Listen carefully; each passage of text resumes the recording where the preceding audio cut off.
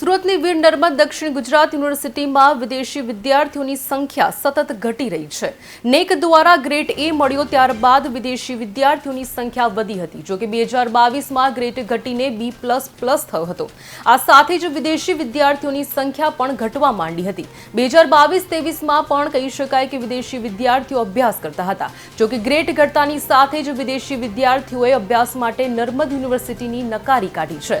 2024-25માં વિદેશી વિદ્યાર્થીઓ ઘટીને માત્ર 4 થયા છે।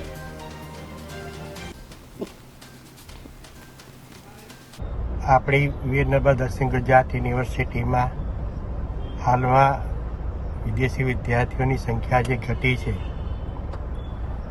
એમાં આંતરરાષ્ટ્રીય જે વિવિધ ઘટનાઓ બને છે એની સીધી અસર પડી છે અને આ સંખ્યાઓ વધે એ માટે માન્ય ગુજરાત સરકારના શિક્ષણ વિભાગ દ્વારા અલગ અલગ સ્કીમ ઉપર અમને 4 કરોડ કરતાં વધારે રકમની વિદેશી વિદ્યાર્થીઓ માટેની હોસ્ટેલની ગ્રાન્ટ પણ મળી છે, જે ટૂંક સમયમાં જ એનું બાંધકામ અને એની આગળની પ્રક્રિયાઓ શરૂ થઈ છે કે જે 1.5 વર્ષની અંદર આ હોસ્ટેલ તૈયાર થઈ જશે। એટલે હોસ્ટેલની સુવિધાઓ પણ ઉપલબ્ધ થશે અને આંતરરાષ્ટ્રીય પરિબળો જેવા સ્થિર થાય।